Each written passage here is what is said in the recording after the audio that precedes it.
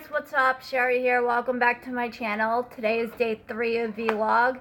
I figured I'd take a different direction this time.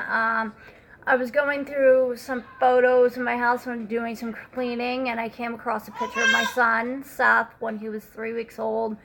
And that was a tough time for me because at the same time, being a mom, now to 3 kids at that time, I was also going to school to become a nurse, to work in the NICU of pediatrics with children from birth all the way up until age 2, 3 years old and whatnot.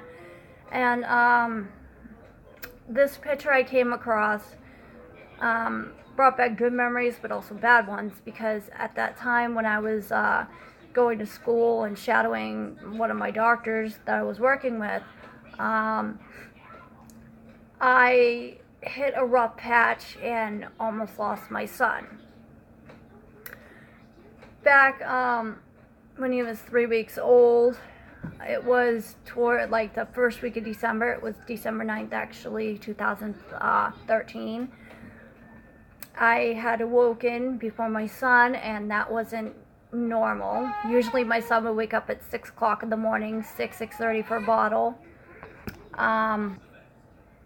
And then he would be changed, and then he would eat his bottle, and then he would play, with his little toys. We'll look up at them, actually not play with them, because he wasn't a month old at that point.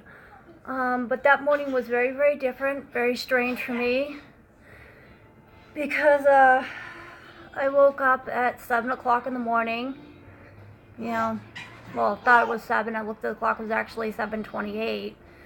And I'm going, this is quite strange. Why isn't my son awake and crying like he usually does in the morning for a bottle? I get up and I walk from my bed over to his cradle, a little bassinet, because he didn't like a crib. So we bought a pack and play that also turned into a bassinet, had the little bassinet insert. And my son was lying there, and I looked at him, and he was gray. He wasn't, the normal skin color that all babies have and that everybody has. He was gray looking. I touched him, and he was cold to the touch, and I watched him take his last breath. And first panic set in, and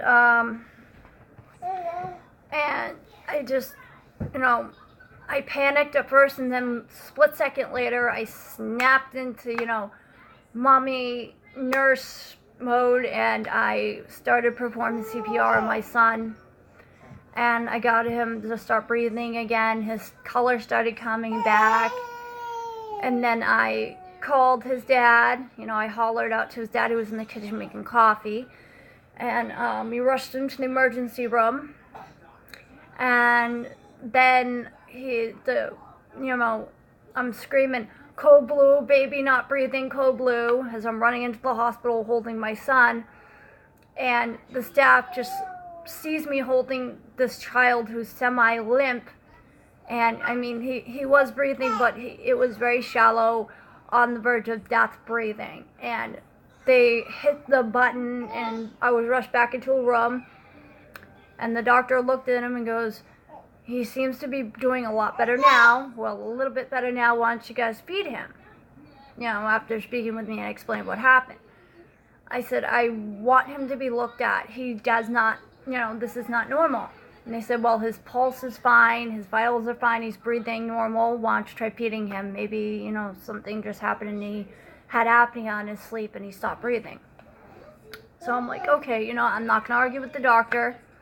I'm just a nurse in training. So I'll let, you be the better judgment. So his father, who was my husband at the time, we're now divorced, but his father started feeding him again, and Seth takes 2 sips and then starts coughing, like aspirating coughing, like he can't breathe. And then all of a sudden he goes into cardiac arrest again.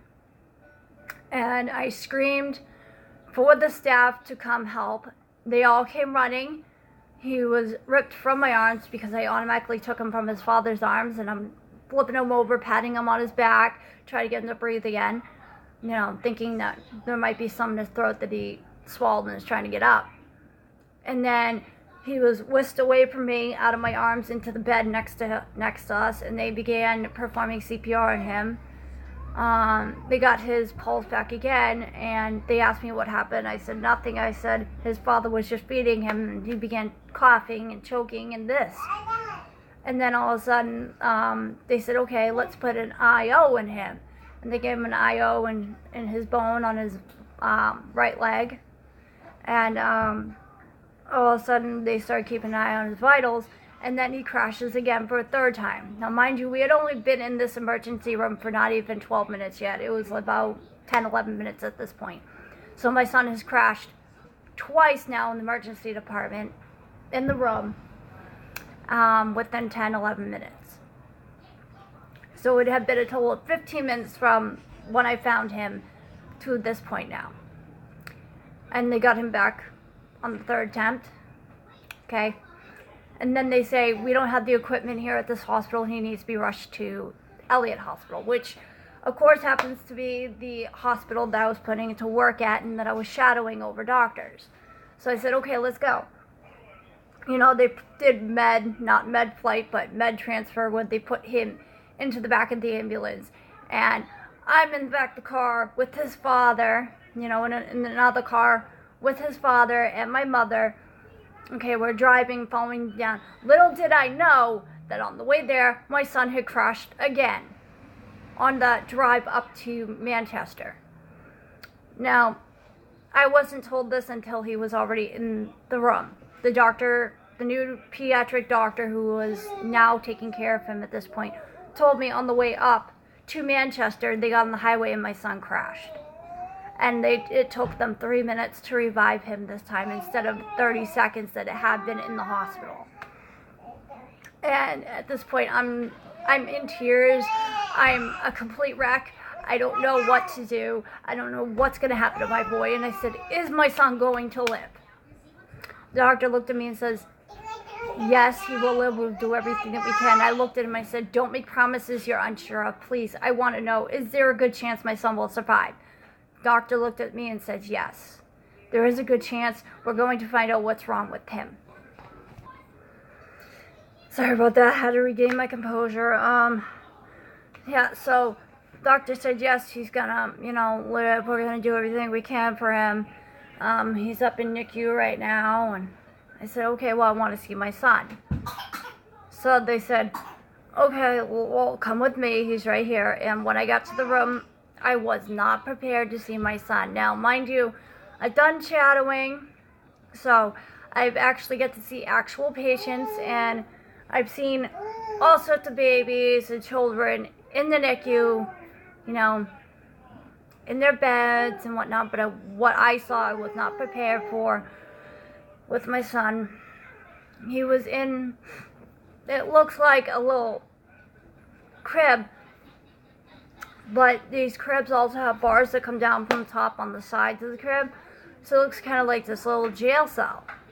But it was like an incubator jail cell.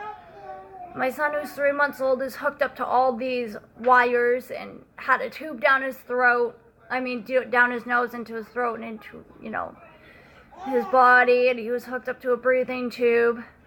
And he had all these little things on his chest helping him, breathe and keep track of his heart rate. And I completely lost it. I broke down crying, and I just didn't know what to do or what to think or how to feel. And I say, okay, well, I'm staying. I'm not going anywhere. And as the doctor left, I pulled up a chair, sat next to my son, and I just broke down crying. And I told him that he's strong and that he could pull through this and that he could do it. And I'm holding his hand and I'm watching him, and 2 minutes later, my son crashes again. This time, his heart had completely flatlined. His heart rate didn't drop, it just went completely flatlined right in front of me. And my heart sank. I started screaming for help, and I hit the button, the red button that sends off an emergency bell in the NICU. All the nurses came and they're watching me. You know, they see me freaking out, and I said, my son flatlined, help him. And all of them start resuscitating him. 2 minutes go by, he's still flatlined and they're still performing CPR. 5 minutes go by, he's still flatlined. 7 minutes, he's still flatlined. Social worker comes walking in the door to talk to me about, you know, services of possible funeral services, and I told her, just get away from me, I don't want to talk right now. I said, that's my son on the table being resuscitated, I don't want to talk. 10 minutes, and he finally came back. It took them 10 minutes to get my boy to come back. And that was the hardest 10 minutes of my life, the most agonizing time of my life. Watching my son flatline in front of me. Multiple times I've watched him flatline. But he was brought back within 3 minutes. All 5 times that he was resuscitated previously. But the 6th time, it took 10 minutes. Okay. So, at this point, when they got him back, they said that he was gonna, you know, they originally only planned on keeping him for, you know, 2-3 nights, see how he did. But after that last resuscitation, the 6th time, they said they were gonna keep him for a week. I called my father, who was at home with my 2 oldest, and I said, I need you to watch the girls for me. My son's not going anywhere for at least a week. He flatlined 5 times, and the last time they almost couldn't get him back. My father said, okay, do what you gotta do. We'll be praying for you. The first night was agonizing. I didn't sleep at all. I stayed by his side. I didn't leave my little boy, not even for a second. I didn't go to the bathroom at all till the nurses came in. I literally waited until a nurse came in the room to take care of him, to go get myself food or go to the bathroom or, you know, go outside and have a cigarette to calm down. And a couple of the nurses actually had to make me leave the room because I wouldn't leave him. I stayed by his side. And day 7, he was really good. He was actually able to have a feeding tube removed from him and eat from a bottle again. Day 8, we were transferred to the pediatric ward. We were taken out of the NICU and put in the pediatric ward. Man, I cried for the first time because day 8 was the first time I could actually hold him. I wasn't allowed to hold my son for an entire week. And that was the hardest part for me because he's my only son. I had 2 other daughters at home. And you know, when you have one gender of each, you know, you completely understand. But when you have 2 one gender and 1 of another, you kind of tend to, you know, say, well, this is my only son. I don't have another son. You know, I'm freaking out. What, you know, that's my boy. And I was overwhelmed with joy and complete and utter happiness when I could hold him again. And I just held him and I said, you are my hero. You are my sunshine. And I sang to him, you are my sunshine. That is his song. And I said, please pull through this, Seth. I'm here for you. I love you, boy. And I didn't want to let him go. I didn't want to put him down. So, all of a sudden, day 9, we get to go home. We got to go home on December, 21st, 20th, 21st. Okay? We finally go home. And I walk in the door with my little boy, and I said, welcome home, bud. Merry Christmas. You were my Christmas gift this year. Bringing my son home that day was the best year of my life. It was my Christmas gift, bringing my son home from the hospital, because literally 5 days later it was Christmas. And I thanked God every day, still to this day, for bringing me, giving me a son and bringing my boy back to me. Seth, come here. Come here. So I'd like you guys to all meet my wonderful, sweet little boy. This is him. Seth, say hello. Hi. Mm. Hi. I love you. He lights up my life. He's my world, my everything, my sweet little boy. And I'm ever so grateful that he is still here today. And, you know, how much he's accomplished. Because I found out that, you know, when they did an ultrasound on him, on his heart, when he was in the NICU, he had 3 holes in his heart like me. I was born with a heart murmur, a hole in my heart, and thankfully mine closed up and I was just left with a fast, irregular heartbeat, and fortunately my son got the same thing. But his closed up too. About a week later, when he was a month old, they all closed up, and he's now left with the same irregular heartbeat as me. But man, that little boy has been through everything, and he still came out on top. But yeah, I'm gonna wrap up this video before I get too emotional and start crying again. Thank you all ever so much for listening to my story, talking about my son. And I just want to say to all the NICU mothers out there, you know, you guys are strong, you can do this. You know, hang in there. It might suck at times and you might fear the worst, but have faith and keep praying. It's what I did. And I'm happy because my son is still here. You know, I'll be praying for you all.